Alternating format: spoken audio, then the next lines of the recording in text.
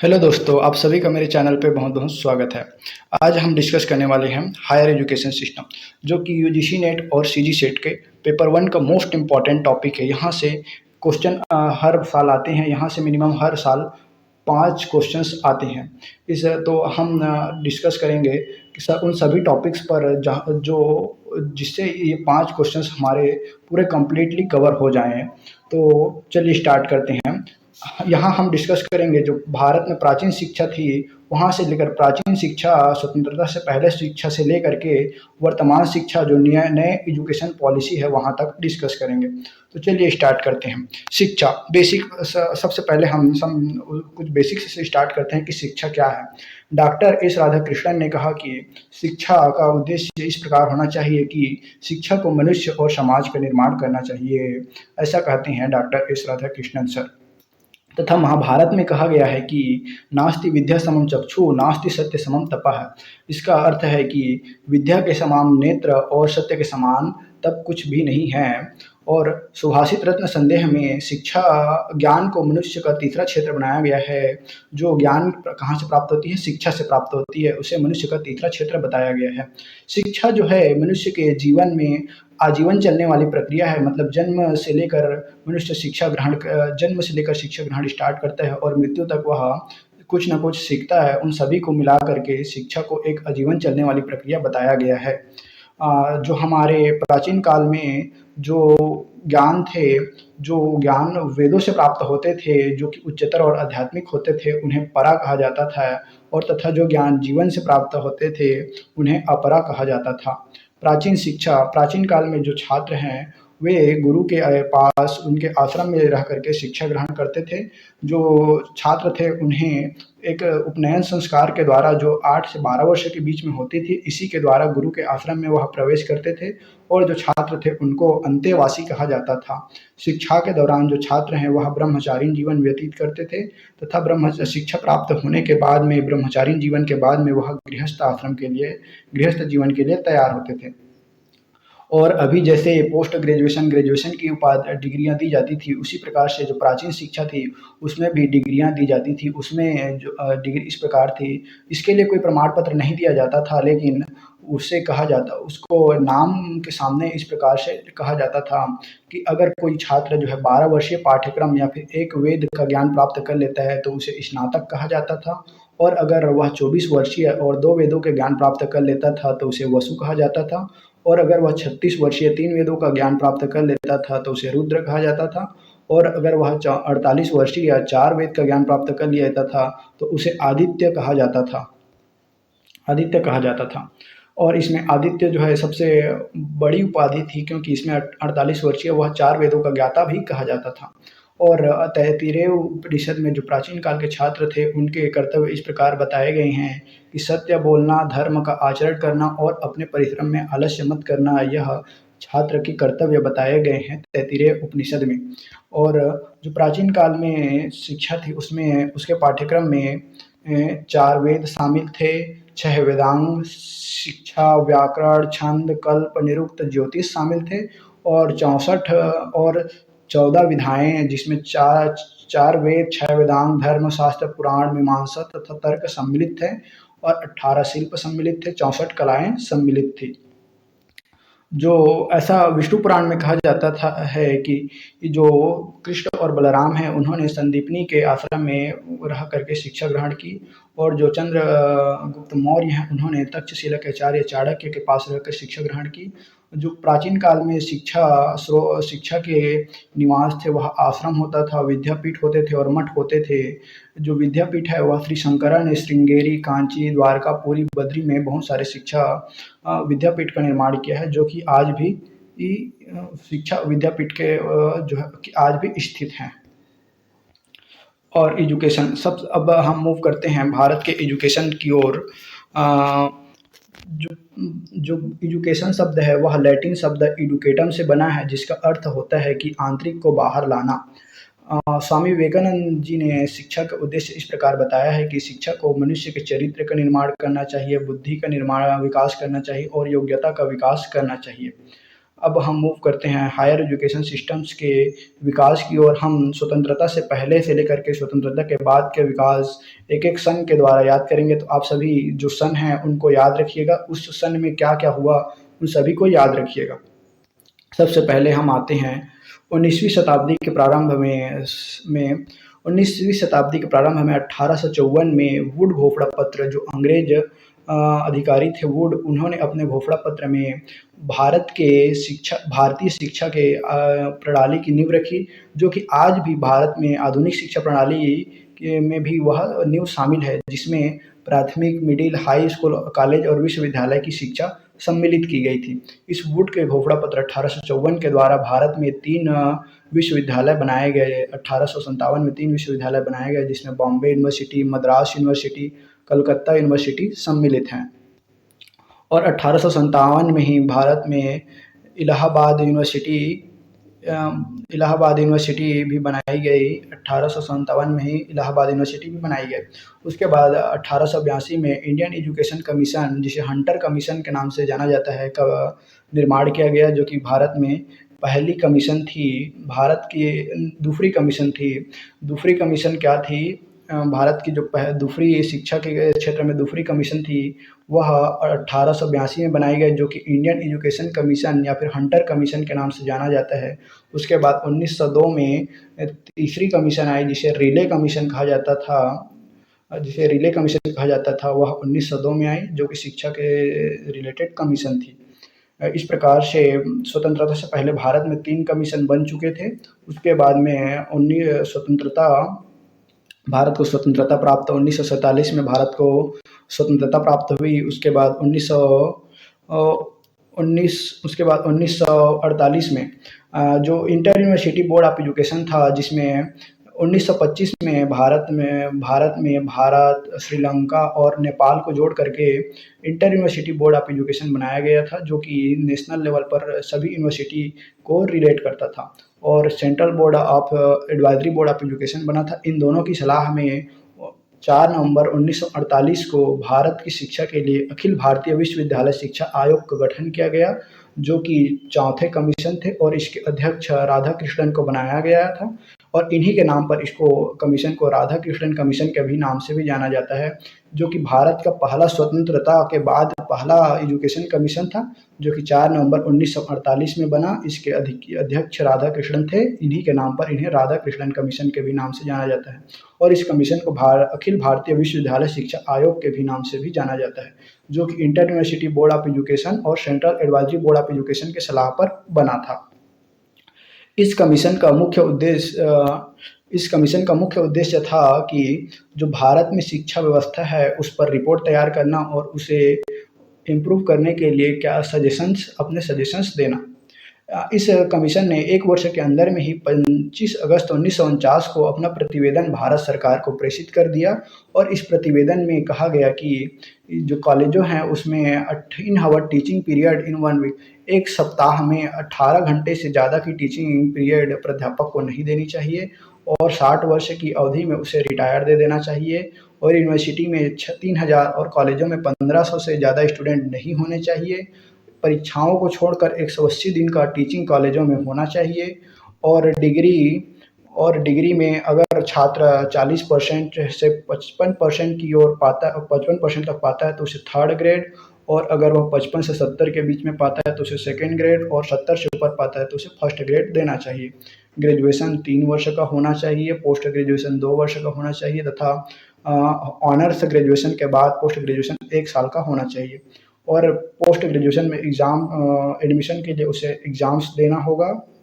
Language regional Hindi और English लैंग्वेजों में teaching होना चाहिए।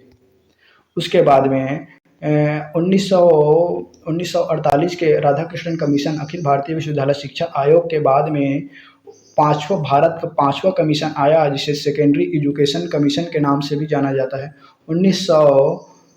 हमारा जो ये कमीशन है 1948 का कमीशन, राधाकृष्णन कमीशन, यह सिर्फ हायर एजुकेशन यूनिवर्सिटी के डेवलपमेंट की बात करता है, लेकिन उस समय भारत के सेकेंडरी एजुकेशन भी अच्छे नहीं थे, उसके विकास के लिए भारत में 1952-1953 में 5वीं कमीशन आई, जिसे सेकेंडरी एजुकेशन कमीशन के नाम से जाना जाता है।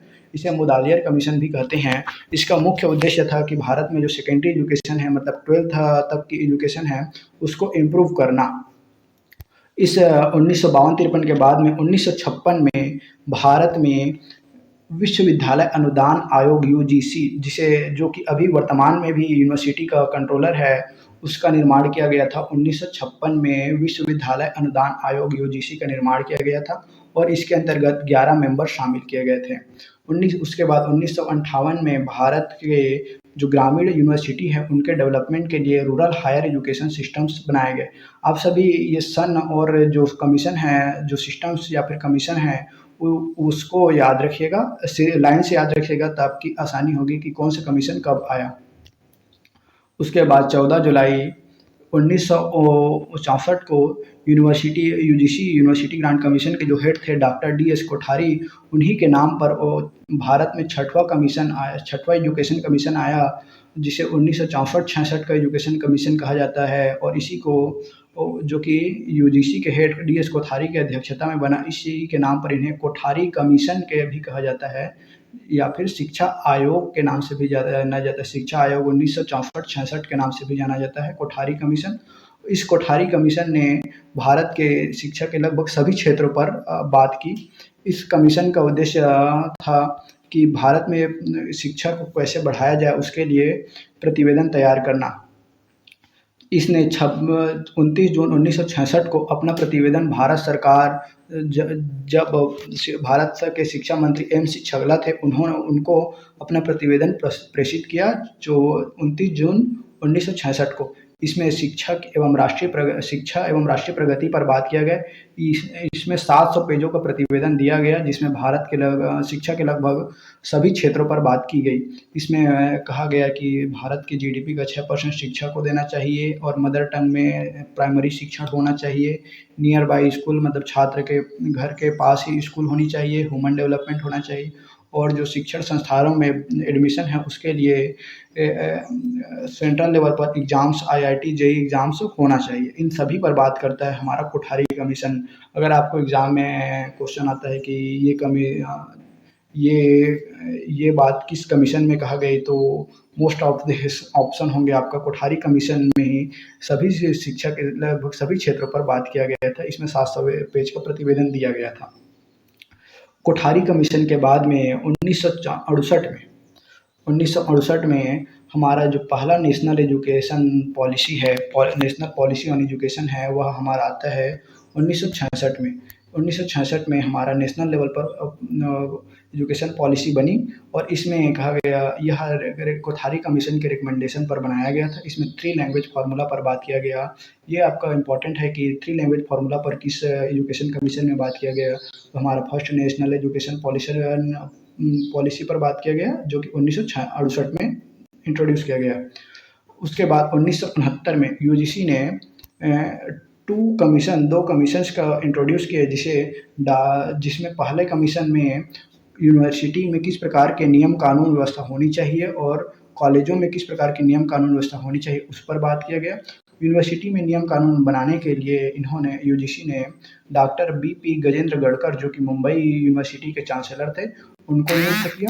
और तथा कॉलेजों में नियम व्यवस्था बनाने के लिए रेवरेंड पी.टी. चांडी, जो कि गोरखपुर यूनिवर्सिटी के चांसलर थे, उनको नियुक्त किया कॉलेज के नियम कानून व्यवस्था बनाने के लिए। और दूसरी कमेटी बनाई गई, जिसको कहा जाता है ज्ञानम कमेटी, जो कि ज्ञानम कमेटी बनी 1969 में। उसके बाद 1969 के बाद 1972 में, जो कि यूजीसी यूनिवर्सिटी ग्रांट कमीशन 1925 में बना था। यूनिवर्सिटी ग्रांट कमीशन 1925 में यूनिवर्सिटी ग्रांट कमीशन बना था। उसमें यूनिवर्सिटी ग्रांट कमीशन 1956 में बना था। उस पर उसका पुनर्गठन किया गया और इसमें जो 11 मेंबर्स थे, उनकी जगह में 18 मेंबर्स को सम्मिलित किया गया। और यही यूनिवर्सिटी ग्रांट कमीशन का जो है, अभी भी वर्तमान में कार्यरत है। 1972 यूनिवर्सिटी ग्रांट कमीशन, जो कि 1972 में पुनर्गठन हुआ था। उसके बाद 1973 में हमारा जो 1924 में inter university board of education बना था, जिसमें श्रीलंका, नेपाल और भारत शामिल थे। उसमें से श्रीलंका ने श्रीलंका उसमें से निकल गया और यह कमीशन जो है भारतीय विश्वविद्यालय संघ के नाम से जाना जाता है। यह भारतीय विश्वविद्यालय संघ में परिवर्तित हो गया 1973 में। उसके बाद 1976 में शिक्षा को भारत के संविधान में जोड़ा गया, जो कि 1976 में 42वें संविधान संशोधन में शिक्षा को भारतीय संविधान के 7वीं अनुसूची के समवर्ती सूची कंकरेंट सूची में डाल दिया गया और इसी को कहा जाता है मिनी कॉन्स्टिट्यूशंस। तो यहाँ से बहुत बार क्वेश्चन आया है कि भारत के में शिक्षा को संविधान के किस संशोधन में डाला गया और कौन से सूची में डाला गया। तो संविधान के 42वें संविधान संशोधन में डाला गया, समवर्ती कॉन्करेंट सूची में डाला गया, 1976 में डाला गया और इसे ही मिनी कॉन्स्टिट्यूशन कहते हैं। और इसमें कहा गया कि जो शिक्षा की रिस्पॉन्सिबिलिटी है वह सेंट्रल गवर्नमेंट की भी है और स्टेट गवर्नमेंट की भी है। मतलब गवर्नमेंट जो है शिक्षा के विकास के लिए अपना योगदान देंगे, इनकी ही रिस्पॉन्सिबिलिटी होगी। उसके बाद 1986 में हमारा जो second national policy on education है वह आता है। 1986 में हमारा second national policy on education आया। इसमें 64 चैप्टर बात किए गए, जिसमें अलग अलग शिक्षा के क्षेत्रों पर 64 चैप्टर बताया गया, जिसमें सभी चैप्टर के थीम अलग अलग थीम थे और इनका मेन एम था टेक्नोलॉजी को डेवलप करना। भारत में उस समय टेक्नोलॉजी डेवलप नहीं थी, तो इस 1986 के second national policy on education में टेक्नोलॉजी को डेवलप करने की बात की गई। और 1985 को याद रखिएगा, यह मोस्ट इम्पॉर्टेंट है कि भारत में पहला राष्ट्रीय मुक्त विश्वविद्यालय इंदिरा गांधी राष्ट्रीय मुक्त विश्वविद्यालय, जिसका निर्माण 1985 में किया गया था, जिसे इग्नू के नाम से भी जाना जाता है। इंदिरा गांधी राष्ट्रीय मुक्त विश्वविद्यालय 1985, इग्नू इंदिरा गांधी राष्ट्रीय मुक्त विश्वविद्यालय, जिसका निर्माण 1985 में किया गया था। उसके बाद में तीसरा नेशनल पॉलिसी ऑन एजुकेशन आता है 1992 में। नेशनल पॉलिसी ऑन एजुकेशन तीसरा आता है 1992 में, जिसे प्लान ऑफ एक्शन कहा जाता है। मतलब जितने भी प्लान बने थे उन्हें एक्शन में कैसे लाया जाए, इस पर बात करता है तीसरा नेशनल पॉलिसी ऑन एजुकेशन। उसके बाद 1996 में राष्ट्रीय शिक्षा नीति आई। फिर 1996 के बाद में 2005 में हमारा राष्ट्रीय ज्ञान आयोग आया। उसके बाद 2009 में यशपाल समिति आई। इन सभी का शिक्षा के क्षेत्र में अपने अपने योगदान थे। उसके बाद हमारा जो नया एजुकेशन पॉलिसी है उस 2016 में हमारे नई एजुकेशन पॉलिसी है, उसका ब्लूप्रिंट तैयार कर दिया गया। 1916 में उसका ब्लूप्रिंट तैयार हो गया, जिसे एस.आर. सुब्रमण्यम कमेटी ने 2016 में नए एजुकेशन पॉलिसी है उसका ब्लूप्रिंट तैयार कर दिया। उसके बाद 2019 में इस नए ब्लूप्रिंट न्यू एजुकेशन पॉलिसी है उसको फाइनल अप्रूव दिया। कस्तूररंजन कमेटी ने इसको फाइनल अप्रूव दे दिया। उसके बाद 2020 में न्यू एजुकेशन पॉलिसी इंडिया में इंट्रोड्यूस कर दिया गया और इसे पंचवर्षीय योजनाओं के अंतर्गत लागू किया गया, जिसमें से पहला 2022 तक कंप्लीट होगा, कुछ उद्देश्य 2022 तक, उसके बाद कुछ उद्देश्य 2025 तक, कुछ उद्देश्य 2030 तक, कुछ उद्देश्य 2035 तक लागू होंगे। इसमें 5+3+3+4 कॉन्सेप्ट इंट्रोड्यूस किया गया। 5+3+3+4 का कॉन्सेप्ट इंट्रोड्यूस किया गया, जिसमें 5 को 2 भागों में बांटा गया है। 3+2 3 मतलब बच्चे के जन्म के 3 वर्ष के बाद से वह 3 वर्ष से 6 वर्ष तक वह आंगनबाड़ी या फिर प्री स्कूलिंग में स्टडी करेगा। उसके बाद वह 2 साल जब उसको 6 वर्ष हो जाएगा तो 6 और 7वीं वह पहली और दूसरी कक्षा की पढ़ाई करेगा। मतलब वो बच्चा जो है 3 वर्ष से 8 वर्ष की उम्र के बीच में वह 5 जिसे फाउंडेशन स्टेज कहते हैं को पार करेगा, पढ़ाई करेगा फाउंडेशन स्टेज में। उसके बाद वह जब उसकी उम्र 8 वर्ष की हो जाएगी तो वह सेकेंड स्टेज 3 में इंटर करेगा, जहां वह तीसरी, चौथी और 5वीं की पढ़ाई करेगा, जिसे प्रीपेटरी स्टेज कहा जाता है। इसमें बच्चा 8 से 11 वर्ष की उम्र तक पढ़ाई करेगा। उसके बाद वह 3 मिडिल स्टेज में पहुंच जाएगा, जहां वह 6, 7, 8 की पढ़ाई करेगा और इसमें बच्चे की उम्र 11 से 14 वर्ष की होगी। उसके बाद वह से 4 जिसमें वह 14 से 18 वर्ष की ये बीच में पढ़ाई करेगा। इसमें 9th 10th 11th 12th सम्मिलित हैं। इसे सेकेंडरी स्टेज कहा जाता है, यहाँ पर पढ़ाई करेगा। इस प्रकार से 5+3+3+4 का कॉन्सेप्ट इंट्रोड्यूस किया गया। हम हमारे नेक्स्ट वीडियो में हम बात करेंगे नेशनल एजुकेशन पॉलिसी को, हम डिटेल से देखेंगे। तो अगर आप सभी को यह अच्छा लगा हो तो please like share and subscribe ज़रूर करें। Thank you.